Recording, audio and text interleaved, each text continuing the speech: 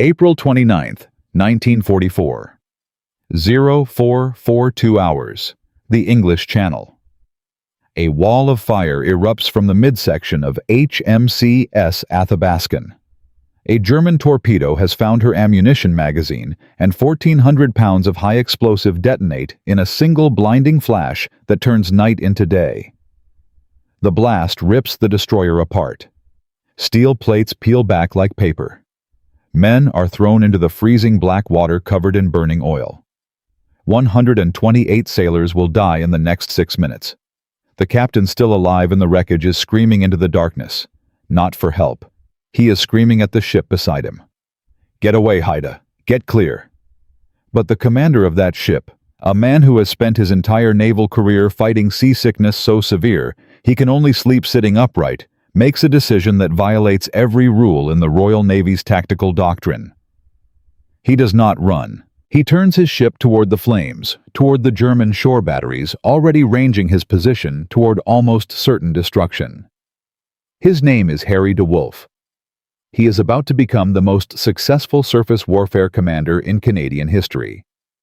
And the ship he commands, HMCS Haida, a vessel that military planners once called a waste of money, will sink more enemy ships than any Canadian warship ever built. 19 confirmed kills. 3.2 million pounds of German assets erased from the war. But on this night, none of that matters yet. On this night, Harry DeWolf is simply trying to pull burning men out of the ocean before dawn brings Luftwaffe bombers to finish them all. This is the story of how a ship nobody wanted, commanded by a man nobody expected, fought 43 surface engagements and lost only 2 sailors.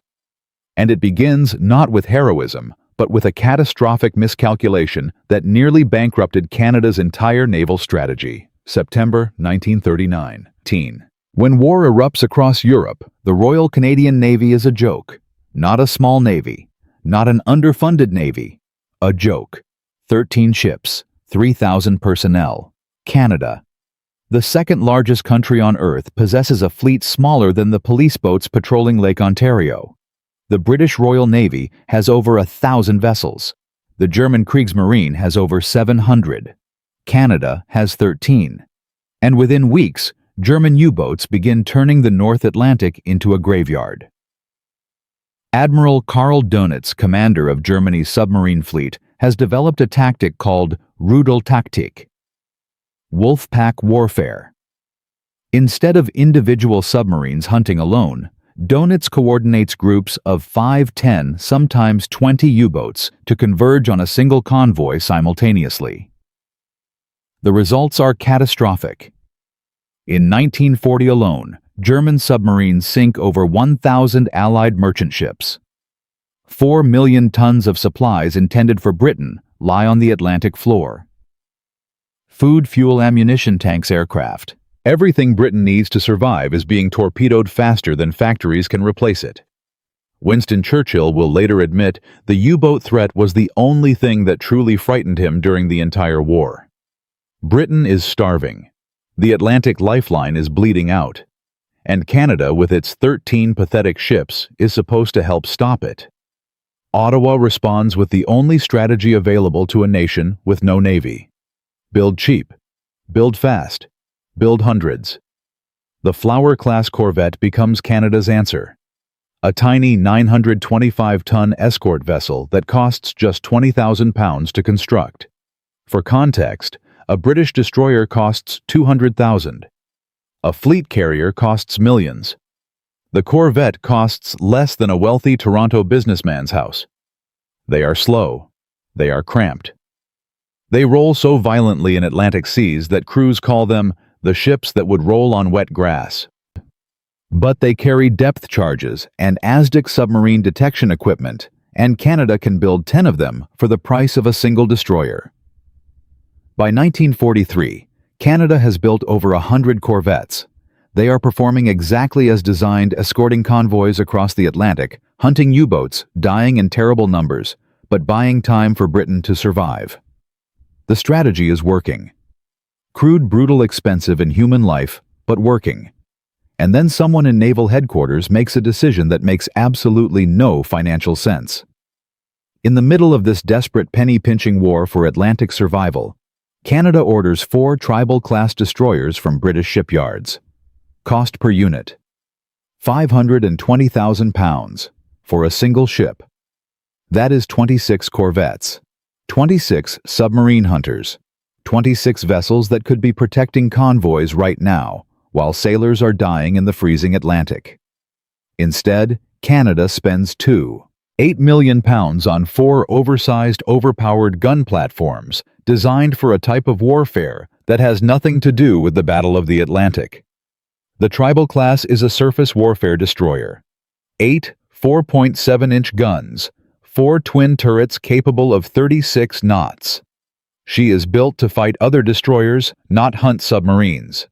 In 1943, with U-boats sinking ships faster than the Allies can build them.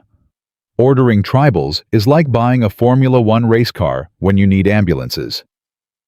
Members of Parliament openly question the decision. Naval analysts call it wasteful. Experienced convoy commanders shake their heads. The corvette sailors dying in the North Atlantic have a more colorful opinion that cannot be repeated here. HMCS Haida Pennant, number G63, launches in August 1943. She is beautiful, and she is completely wrong for the war. Canada is fighting.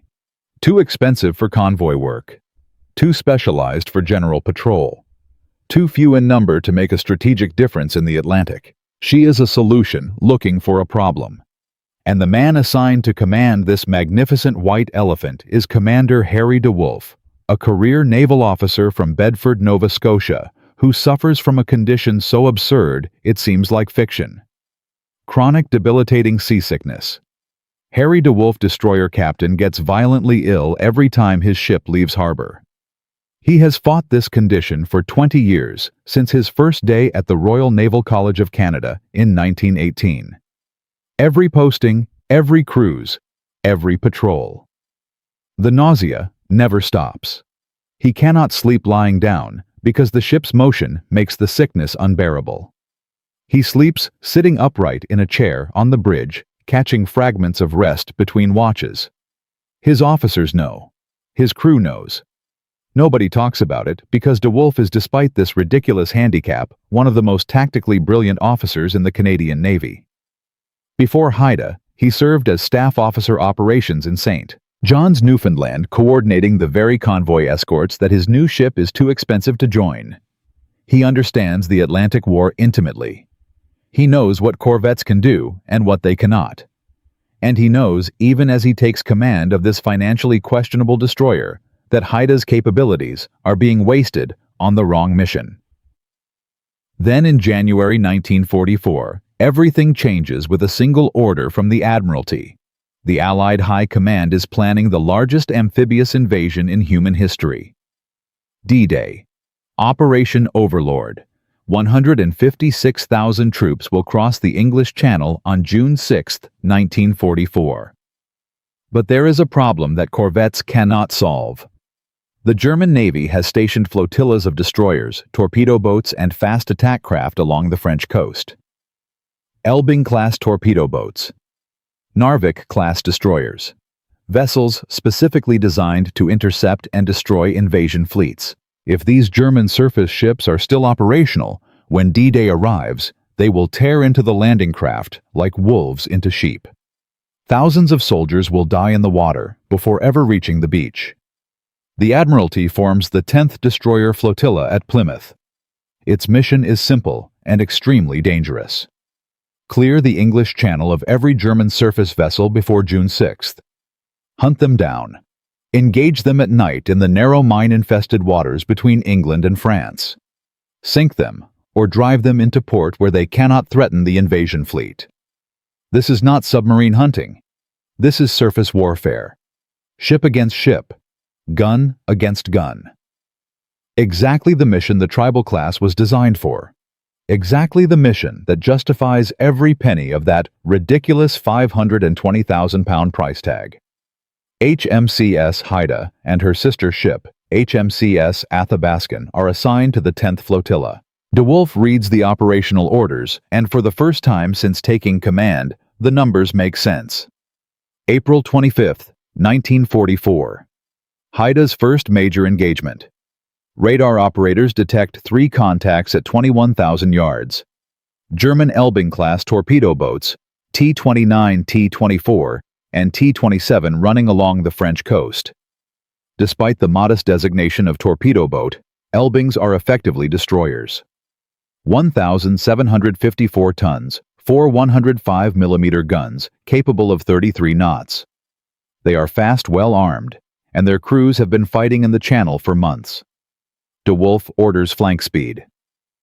Haida surges forward at 36 knots, closing the distance at nearly half a mile per minute. The engagement begins at extreme range. Haida's 8 4.7-inch guns open fire in coordinated salvos. Here is where the tribal's expensive armament proves its worth. A standard destroyer carries 6 guns. Haida carries 8. That is 33% more firepower per broadside. Against a maneuvering target at night, those 2 extra guns mean more shells in the air, more chances to hit more damage per minute. T-29 takes multiple hits within the first 15 minutes. Fires erupt along her superstructure. Her speed drops. T-24 and T-27 break away, fleeing south toward the French coast under smoke screens.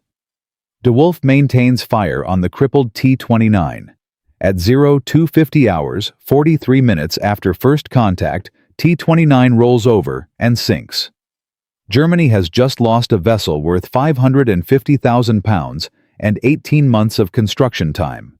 Haida has expended approximately 2,000 pounds worth of ammunition. She has sustained 0 damage. The expensive destroyer has just destroyed an asset worth more than her own construction cost in a single engagement. 4 nights later, DeWolf takes Haida back into the Channel with Athabaskan at her side. They find T-24 and T-27 again off Ile de Bats. This time, the Germans are ready. At 0412 hours, both sides open fire simultaneously. The Channel erupts in gun flashes. Tracers streak across black water. And then, a German torpedo finds Athabaskan. The explosion is massive. Athabaskan's magazine detonates, and the entire ship is engulfed in flames within seconds. She begins sinking immediately. 128 men are about to die. DeWolf is now facing the most brutal decision of his career. Doctrine says, pursue the enemy. T-27 is damaged fleeing south. If he pursues, he can sink her and score another kill.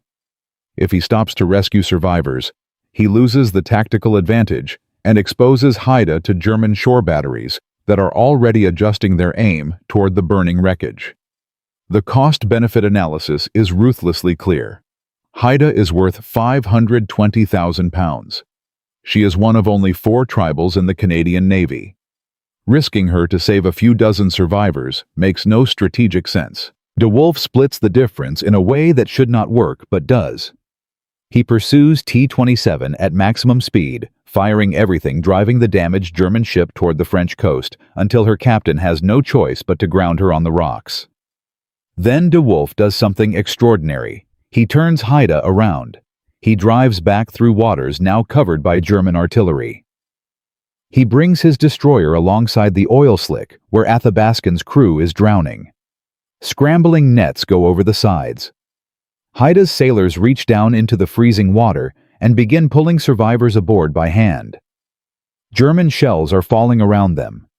Each explosion sends columns of water over the deck. DeWolf announces 15 minutes. That is all the time they have before dawn brings German aircraft. 14 minutes pass. Athabaskan's captain floating in the wreckage calls out one final time. "Get away, Haida! Get clear!" DeWolf waits 16 minutes, 1 minute longer than his own deadline. Haida pulls 47 men from the water and races for Plymouth at flank speed. In 4 nights of combat, Haida has sunk T-29, driven T-27 aground to be finished by RAF aircraft, and rescued 47 lives from certain death. But the 10th Flotilla's mission is far from complete. The channel is still crawling with German warships. D-Day is 6 weeks away, and the most dangerous engagements of Haida's career are about to begin. In Part 2, we will see Haida face a full-size German destroyer in a running battle that pushes both ships to their absolute limits. The Battle of Ushant will test everything DeWolf has learned, and the cost of that night will force the Allied command to recalculate the entire value of surface warfare in the Channel campaign. In Part 1, Harry DeWolf, a chronically seasick commander aboard a ship Canada never wanted, turned HMCS Haida into a killing machine. 2 German torpedo boats destroyed. 47 men ripped from the freezing Atlantic. A 520,000-pound investment that critics called wasteful proved its worth in 4 nights of brutal Channel warfare. But the English Channel was still infested with German warships. D-Day was weeks away, and the most dangerous engagement of Haida's career was racing toward her at 33 knots. June 6, 1944. D-Day. 156,000 Allied soldiers stormed the beaches of Normandy. It is the largest amphibious invasion in human history, and it works partly because the 10th Destroyer Flotilla has spent the previous 2 months hunting German surface ships with such ferocity that the Kriegsmarine cannot mount a coordinated attack on the invasion fleet. But the German Navy is not finished. 3 days after the beaches are secured, German Naval Command issues a desperate order. Every available surface vessel is to attack Allied shipping in the Channel, break through the destroyer screen, hit the supply convoys feeding the beachhead, starve the invasion. On June 9, 1944, a German naval force assembles at Brest and pushes north toward the Channel. The force includes Z-32, a Narvik-class destroyer displacing over 2,000 tons, carrying 5 150mm guns and 8 torpedo tubes. She is bigger than Haida. She is more heavily armed than Haida. Her 150mm shells outrange Haida's 4.7-inch guns by nearly 2,000 yards. Alongside Z-32 sails ZH-1, a captured Dutch destroyer pressed into German service, and T-24, the same torpedo boat that had escaped Haida twice before. This is not a patrol. This is a strike force aimed directly at the Allied invasion fleet. The Admiralty detects them. The 10th Destroyer Flotilla receives orders to intercept.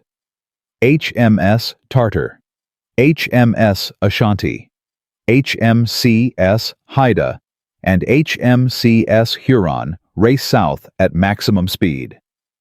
What follows will become known as the Battle of Ushant, and it will test every tactical instinct Harry DeWolf has developed in 20 years of nauseated service. Contact comes after midnight. Radar screens light up with 3 distinct targets moving fast along the Brittany coast. The flotilla splits. Tartar and Ushant angle toward ZH-1. Haida and Huron are assigned Z-32. DeWolf studies the radar plot and understands immediately what he is facing. Z-32 is not an Elbing-class torpedo boat. She is a fleet destroyer with guns that can reach Haida before Haida can reach her. At maximum range, Z-32's 150mm batteries will pound Haida for nearly 2 full minutes before Haida's 4.7-inch guns can respond. 2 minutes of unanswered fire from a ship carrying 5 guns and 8 torpedoes. The mathematics are terrible. DeWolf does something his crew has never seen before. He orders Haida to increase speed to 36 knots maximum revolutions, every boiler screaming. He is going to close the distance as fast as physically possible. Cut through that 2-minute kill zone before Z-32 can land enough shells to cripple him. It is a race between German marksmanship and Canadian engineering, and the margin for error is measured in seconds. At 0210 hours, Z-32 opens fire. The first salvo falls short, enormous 150mm shells, throwing columns of water 50 feet into the air, 200 yards off Haida's port bow. DeWolf does not alter course. Second salvo. Closer. Fragments pepper the forward superstructure. Third salvo. A shell passes directly over the bridge, close enough that DeWolf later describes feeling the heat of it on his face. Haida is still closing. 34 knots, 35. The range drops below Haida's effective engagement distance, and DeWolf gives the order. All 8 guns open fire simultaneously. The effect is immediate and devastating. Haida's broadside weight is 33% greater than a standard destroyer. 8 guns firing 10 rounds per minute each means 80 shells per minute, converging on Z-32. The German captain is good. He throws his ship into radical evasive maneuvers. Hard starboard, emergency port, smoke generators blazing, laying a thick chemical screen across the water. Z-32 vanishes into her own smoke. DeWolf does not slow down. He drives Haida straight through the smoke screen, temporarily blind trusting radar operators calling out bearings in the darkness. When Haida emerges from the smoke, Z-32 is less than 3,000 yards away, running south at maximum speed. Meanwhile, to the east, Tartar and Ushant have caught ZH-1. British torpedoes slam into the captured Dutch destroyer, and she begins to founder. But DeWolf cannot spare a glance. Z-32 is wounded, but still dangerous, still carrying 8 torpedoes she has not yet launched. If her captain turns and fires a spread at close range, Haida is dead. The pursuit becomes a running battle, stretching across 40 miles of French coastal waters. Z-32 twists and turns. DeWolf follows every maneuver, Haida's guns firing continuously. Huron adds her firepower from a parallel course. Shells are striking Z-32 with increasing frequency. Fires erupt along her superstructure. Her speed drops from 33 knots to 28, then to 22. She is dying, but her captain refuses to surrender. At 0340 hours, with flames consuming her bridge and forward gun mounts. Z-32's captain makes his final decision.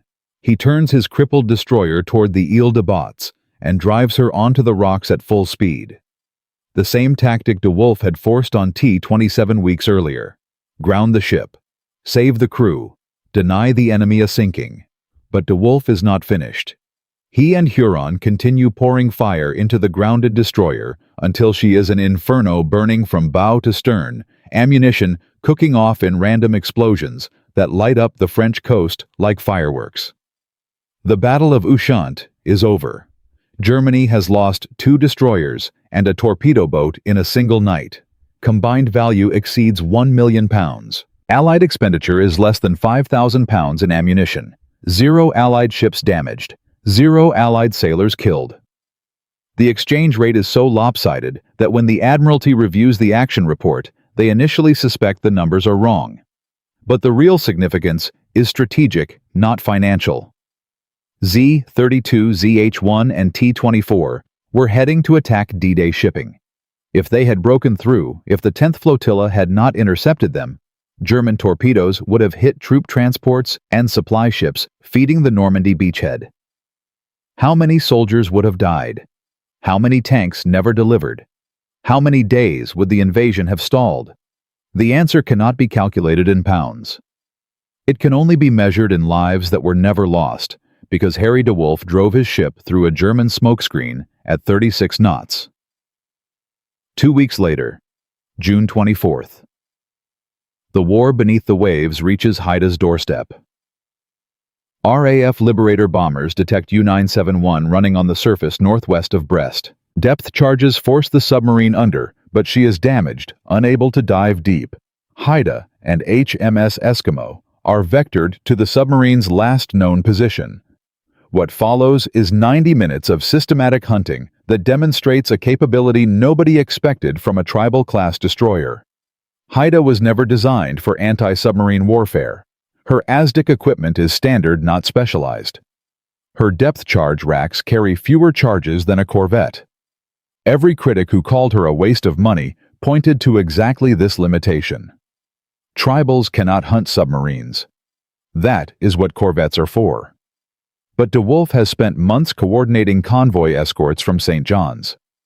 He knows ASDIC procedures as well as any corvette captain. He positions Haida and Eskimo in a classic search pattern, pinging methodically, tightening the search box with each pass. At 0847 hours, U-971 surfaces. Her batteries are dead. Her hull is cracked.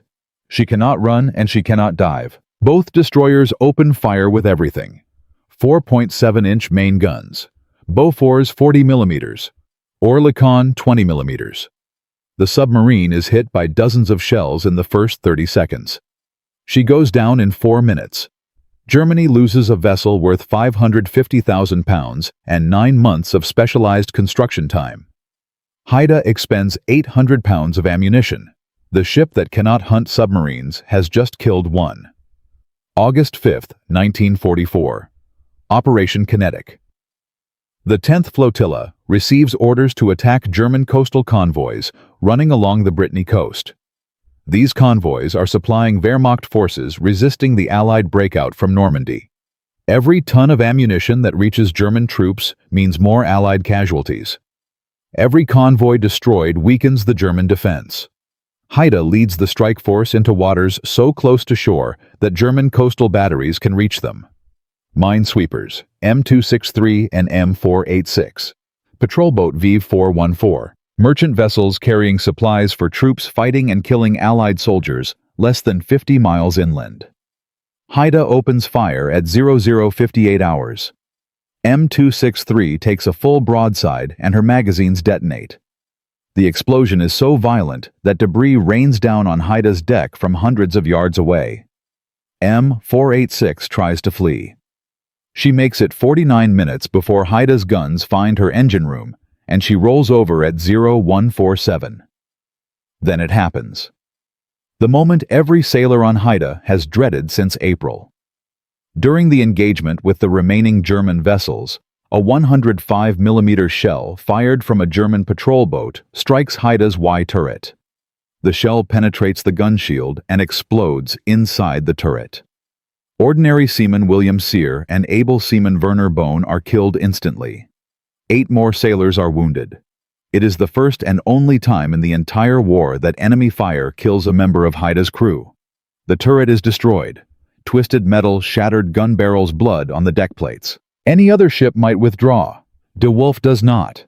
Haida remains in the battle line with 7 guns instead of 8, continuing to engage German vessels until the convoy is annihilated. 3 German ships sunk. Multiple merchants destroyed or driven ashore. Combined enemy losses exceed 450,000 pounds.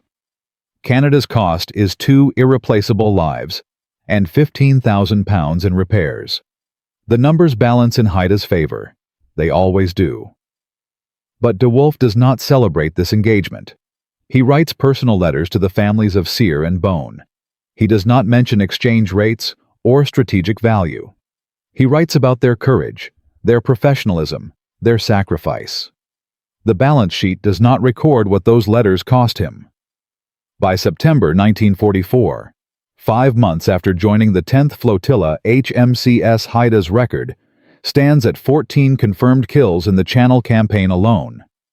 3 destroyers, 1 U-boat, 2 minesweepers, 2 submarine chasers, 1 patrol boat, 3 torpedo boats, 2 merchant vessels. Combined German losses exceed 3.2 million pounds. That is more than 6 times Haida's construction cost.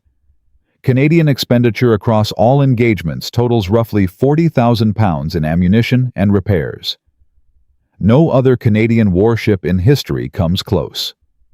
But the war is not over. The Channel is secured. D-Day has succeeded, and the Allied armies are driving east toward Germany. Haida receives new orders that will take her from the familiar hunting grounds of Brittany to the frozen waters above the Arctic Circle, Norway, where German battleships and heavy cruisers lurk in fjords protected by mountains and minefields. Where the Tirpitz, the largest battleship in the German fleet, still threatens Allied convoys running supplies to the Soviet Union. Haida is heading north.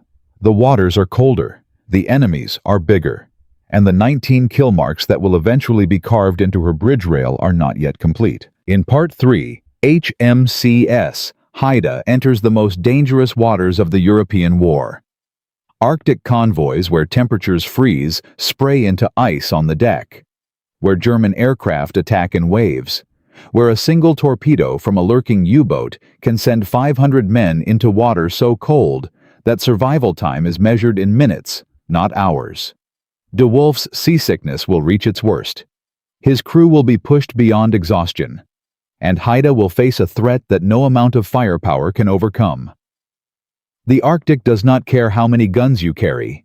In Parts 1 and 2, HMCS Haida went from Canada's most expensive mistake to the most lethal surface warship in Canadian history. 14 enemy vessels destroyed in 5 months. 3.2 million pounds of German assets erased. The English Channel secured for D-Day.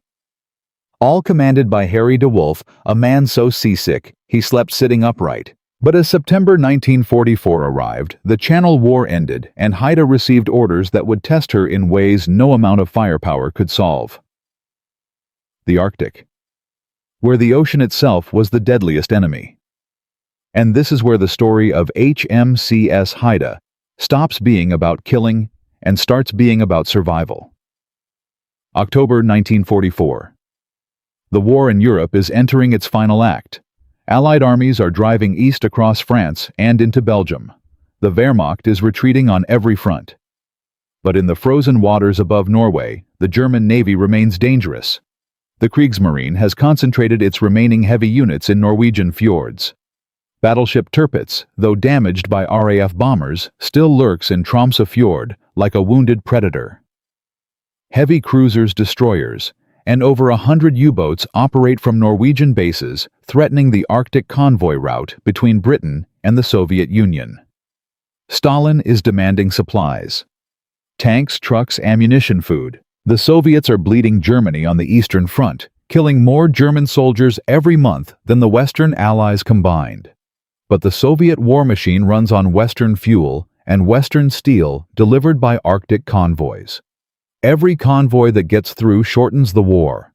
Every convoy intercepted means Soviet offensives stall, and thousands more soldiers die. The Arctic convoy route is the most brutal shipping lane on Earth.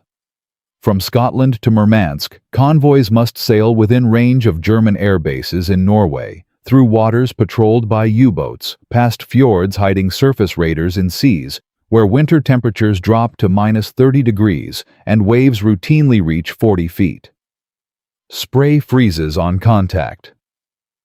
Ice accumulates on decks, rigging, and gun turrets so fast that crews must chop it away with axes every 4 hours, or the ship becomes top-heavy and capsizes. Haida's crew, hardened by 5 months of Channel warfare, has never experienced anything like this. In the Channel, the enemy was German ships. In the Arctic, the enemy is everything. DeWolf feels it immediately. His seasickness, manageable in the relatively sheltered Channel, becomes agonizing in Arctic seas. The ship pitches and rolls in enormous swells that make the Channel's chop seem like a pond. He cannot eat. He can barely stand. He retreats to his bridge chair, the only place he can function, and commands from a seated position while his body revolts against him. His officers notice. His steward brings tea that comes back untouched. 20 years of fighting his own stomach, and the Arctic is winning. But DeWolf is not the only one suffering. Haida's entire crew is pushed to the edge. The cold is relentless. Men on watch wear every piece of clothing they own and still cannot feel their fingers after 30 minutes. The gun crews must keep turret mechanisms free of ice, or the guns will not traverse. Depth charge crews work in conditions so brutal that exposed skin freezes in under a minute. Frostbite casualties begin accumulating within the first week. The ship that lost only 2 men to enemy fire in 43 engagements starts losing sailors to the weather. And then there are the U-boats. The Arctic is their hunting ground. Over 100 German submarines operate from Norwegian bases, equipped with the latest acoustic torpedoes that home in on propeller noise. These are not the same U-boats Haida encountered in the Channel. Arctic U-boats are experienced, desperate, and fighting with the knowledge that Germany is losing the war. Desperate men take desperate risks. They attack convoys with suicidal aggression, firing torpedoes from inside the escort screen, accepting almost certain death for the chance to sink a merchant ship carrying 10,000 tons of supplies. Haida's ASDIC operators work 18-hour shifts, ears pressed to headphones, listening for the faint ping of a submarine contact through the roar of Arctic seas. False contacts are constant. Whale songs, thermal layers, wreckage on the ocean floor.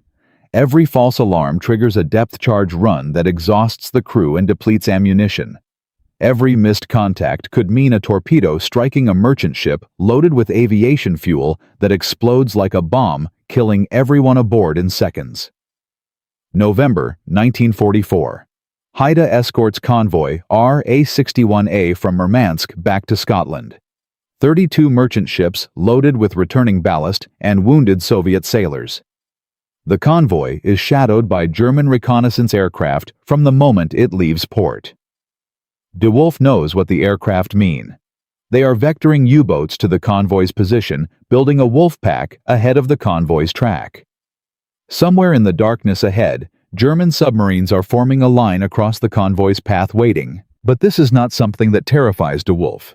It is something he understands. Before commanding Haida, he spent 2 years coordinating anti-submarine operations from St. John's. He knows Wolfpack tactics intimately. He knows how Donitz positions his boats, how they communicate, how they attack. And he knows that the key to defeating a Wolfpack is not depth charges. It is speed. U-boats on the surface can make 17 knots. Submerged, they crawl at 7. A destroyer making 30 knots can cover the entire width of a convoy's front in minutes, forcing submarines to dive, breaking their formation, disrupting the coordinated attack before it begins. This is exactly the capability corvettes lack. Corvettes make 16 knots barely faster than a surfaced U-boat. They cannot sweep ahead of a convoy fast enough to disrupt a forming wolfpack. But Haida can.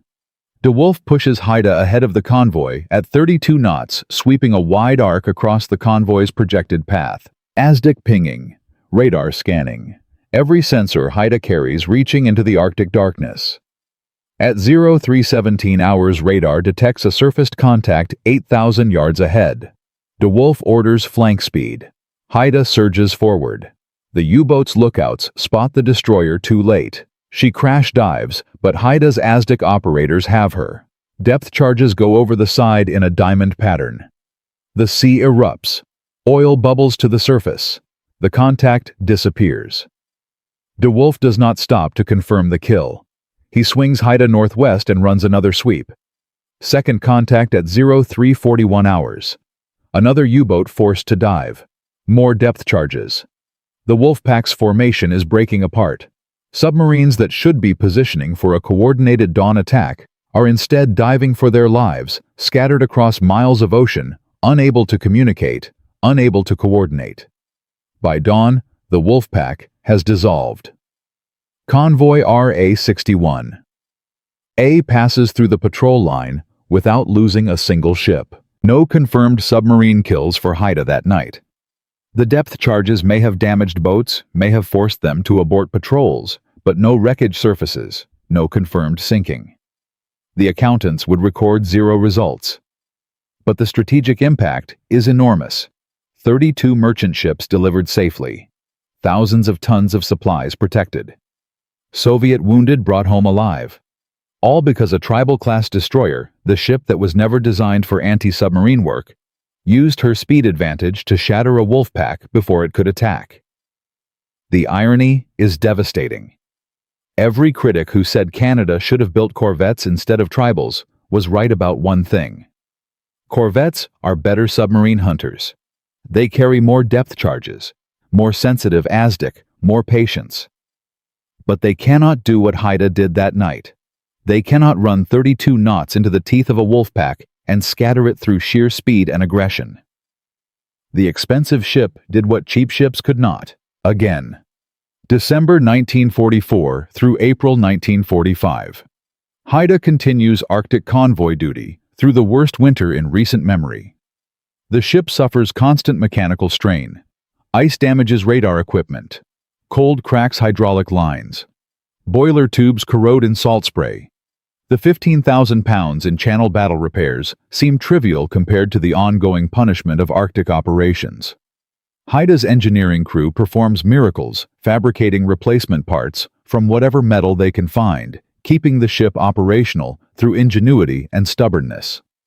DeWolf's health deteriorates visibly. He has now been at sea almost continuously for 14 months. His seasickness has become a chronic condition that no medication can fully control. He sleeps less than 4 hours a day, always in his bridge chair, never lying down. His officers quietly discuss whether he should be relieved. None of them says it to his face. None of them wants to be the one who takes Haida away from the man who made her legendary. In March 1945, Haida participates in Operation Cupola, supporting minesweeping operations along the Norwegian coast. German mines are everywhere. Acoustic mines triggered by engine noise. Magnetic mines triggered by a ship's steel hull. Pressure mines triggered by the water displacement of a passing vessel. Haida must sweep at reduced speed through channels where a single mine could break her keel. The crew exhausted after 6 months of Arctic duty works in a state of permanent tension. Every creak of the hull sounds like a detonator. Every wave impact feels like an explosion. April 1945. Germany is collapsing. The Soviets are fighting in Berlin. The Western Allies have crossed the Rhine. But in Norway, over 300,000 German troops remain under arms, and the Kriegsmarine continues operating U-boats from Norwegian bases until the last possible day. Haida patrols these waters, knowing that a torpedo fired on the last day of the war kills you just as dead as one fired on the first. May 8, 1945. Victory in Europe. The war is over. German forces in Norway begin surrendering. Haida is assigned to liberation operations, escorting surrender delegations and ensuring German naval vessels comply with Allied orders. After 14 months of combat, 43 surface engagements, 14 confirmed kills in the Channel convoy, escort duties in the Arctic and minesweeping operations off Norway, HMCS Haida has survived. 2 sailors killed by enemy action. A casualty rate of 0.7% across the entire war. For a vessel that fought more surface engagements than almost any destroyer in the Allied fleet, this number is extraordinary. The financial ledger is staggering. Total Canadian investment in Haida, across her wartime career, £715,000, including construction operating costs and battle repairs. Total confirmed German assets destroyed £3.2 million. Return on investment, 447%. No other Canadian warship approaches this figure. No other ship in the Royal Canadian Navy sank more enemy tonnage. No other vessel earned the title that Canadian sailors gave her, a title that would follow her for the rest of her existence. The Fightingest Ship in the Royal Canadian Navy. But numbers do not capture what Haida meant to the men who served aboard her. They do not capture what Harry DeWolf's decision to rescue Athabascan's survivors meant to every sailor in the Canadian fleet. They do not capture what it felt like to watch 14 kill marks carved into a bridge rail by a commander who threw up every morning but never missed a watch. They do not capture the 47 men pulled from burning oil who lived because one man chose rescue over doctrine. September 1944 through May 1945. Haida sailed from the English Channel to the Arctic Circle and back. She fought German destroyers, torpedo boats, submarines, minesweepers, patrol boats, and merchant vessels. She survived shore batteries, aerial attack minefields, and the worst weather the North Atlantic could throw at her. She did everything Canada asked and more than anyone expected. But what happened next is the part of the story that nobody tells. What happens to a warship when the war ends? What happens to a commander when the enemy surrenders? What happens to a legend when the nation that built her decides legends are too expensive to maintain? In Part 4, we will follow HMCS Haida through the strange, difficult years after victory. A second career. A second war. The Korean conflict. Decommissioning, decades of neglect. And the extraordinary fight led not by admirals, but by ordinary Canadians to save the last surviving tribal-class destroyer from the scrapyard. Harry DeWolf will rise to Vice Admiral and Chief of Naval Staff, the highest rank in the Canadian Navy, only to discover that commanding a fleet in peacetime is harder than fighting a war. And HMCS Haida. The ship that destroyed 19 enemy vessels and changed the calculus of Canadian naval warfare will come within weeks of being sold for razor blades. The war made Haida a legend. What came after nearly erased her from history. And that story, the final chapter, is one that almost nobody knows. A chronically seasick officer takes command of Canada's most expensive warship, a ship nobody wanted, designed for a war nobody expected. In 14 months, Harry DeWolf transforms HMCS Haida into the deadliest surface combatant in Canadian history. 19 enemy vessels destroyed, 3.2 million pounds of German assets erased. The English Channel cleared for D-Day.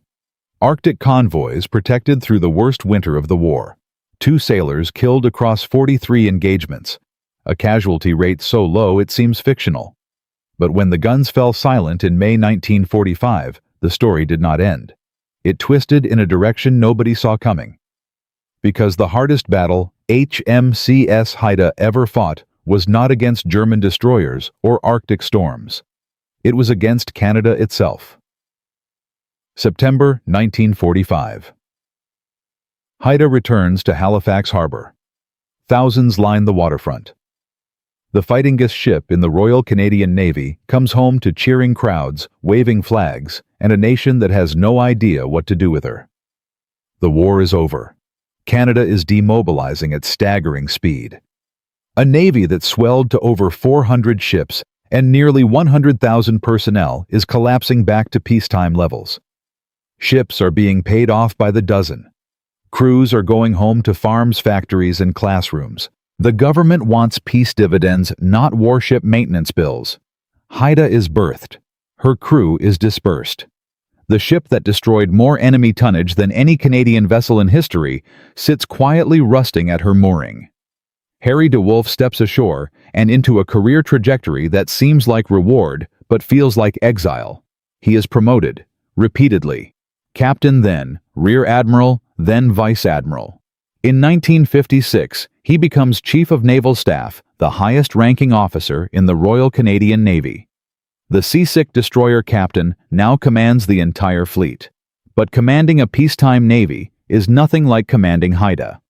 Instead of hunting German destroyers at 36 knots, DeWolf fights budget committees, procurement delays, and political interference.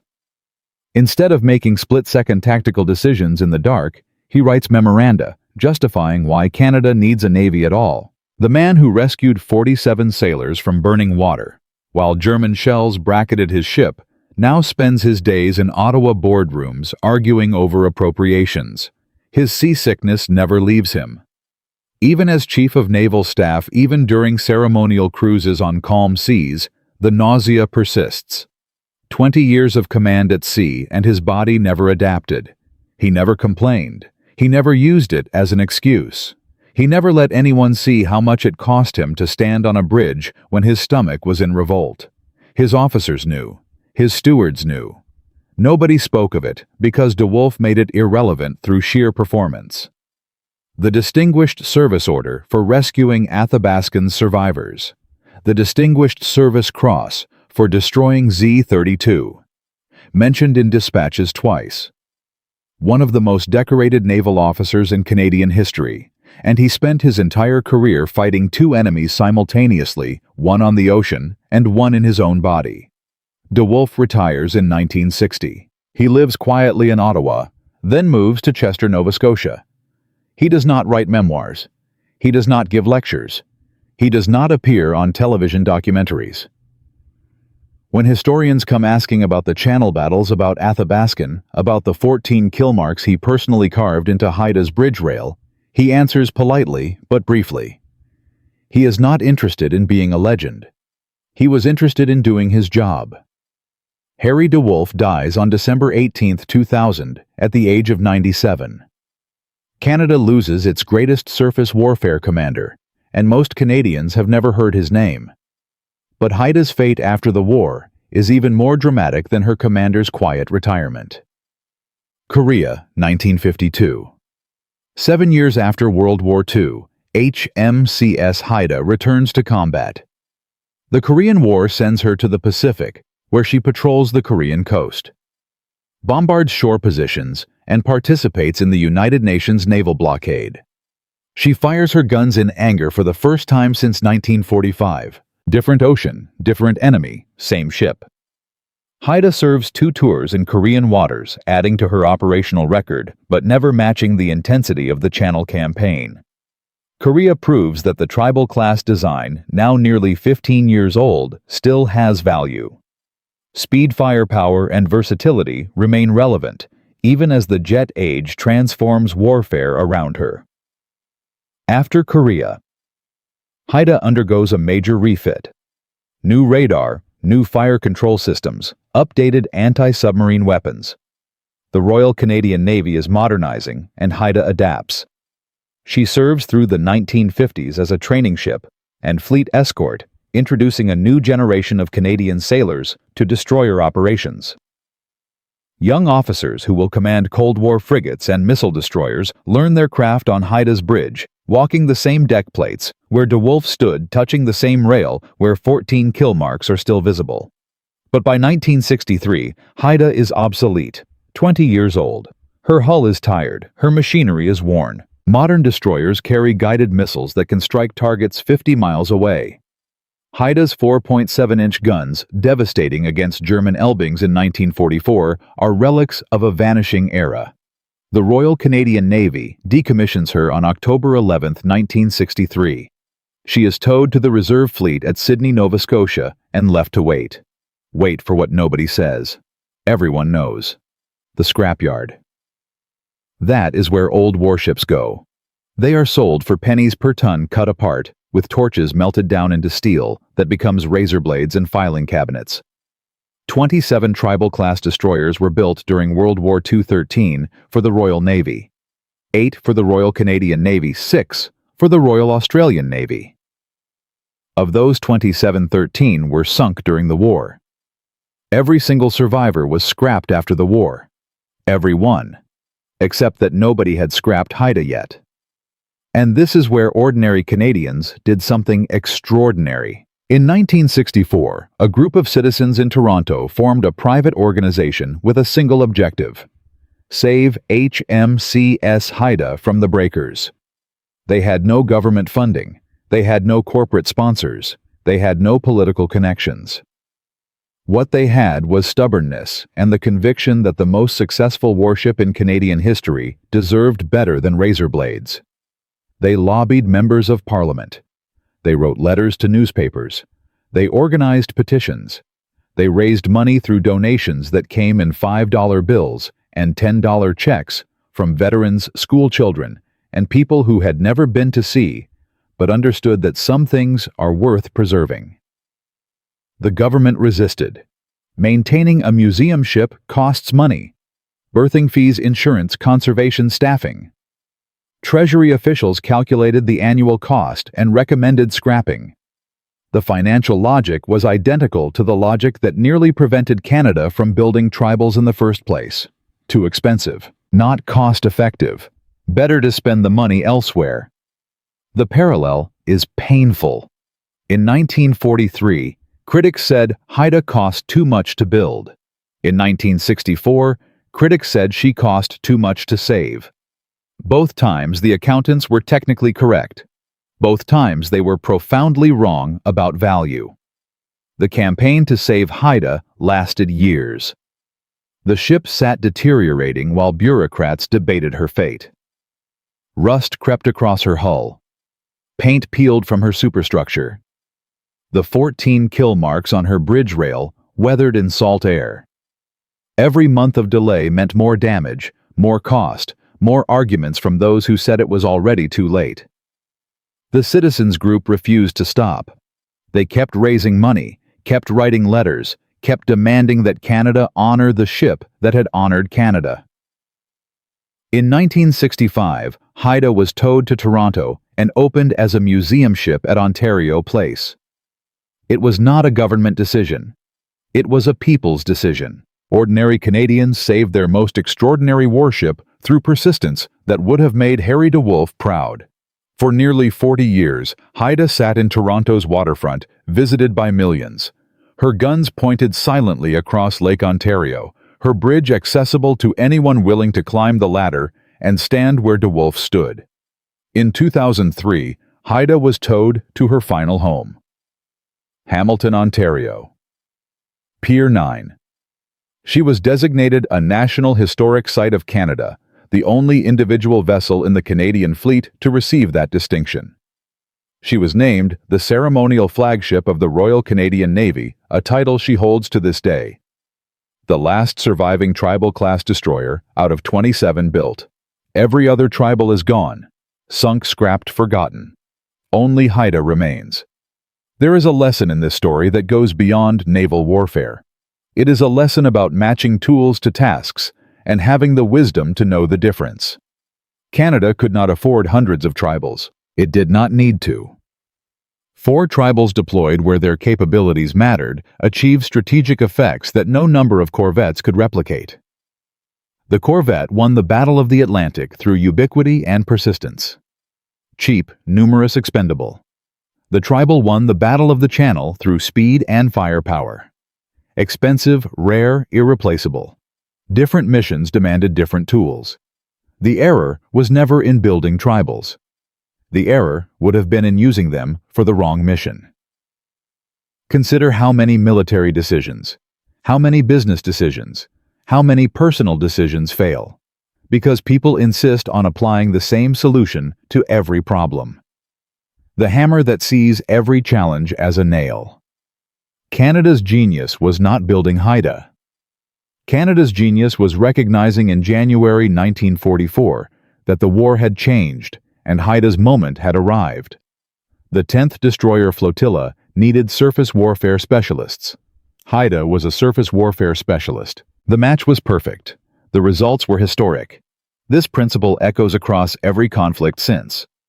In Korea, jet aircraft replaced propeller fighters, not because jets were better at everything, but because the mission changed.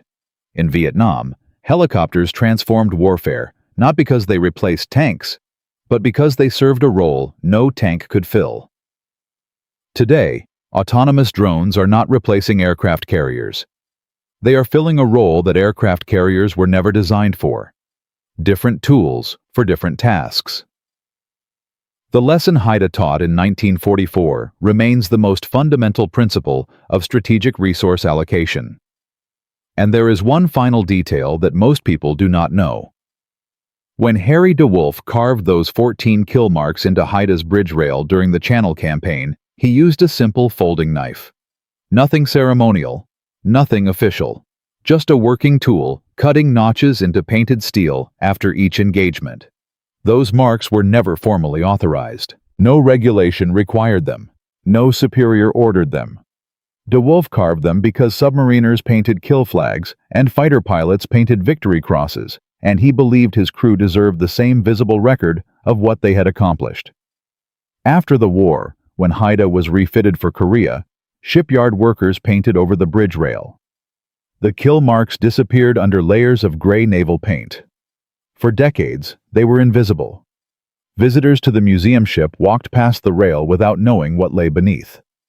Then, in 2012, during a conservation survey, preservation specialists carefully stripped paint from Haida's bridge, layer by layer. Wartime gray, Korean War gray, 1950s gray, Cold War gray, museum paint. And there, beneath 68 years of paint cut into the steel by a seasick commander's folding knife, were the marks.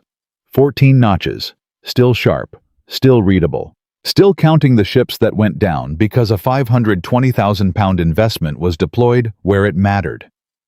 They are protected now. Sealed under conservation glass. Visitors can see them exactly as DeWolf left them. 14 cuts in steel, made by a man who could not keep his breakfast down but never lost an engagement.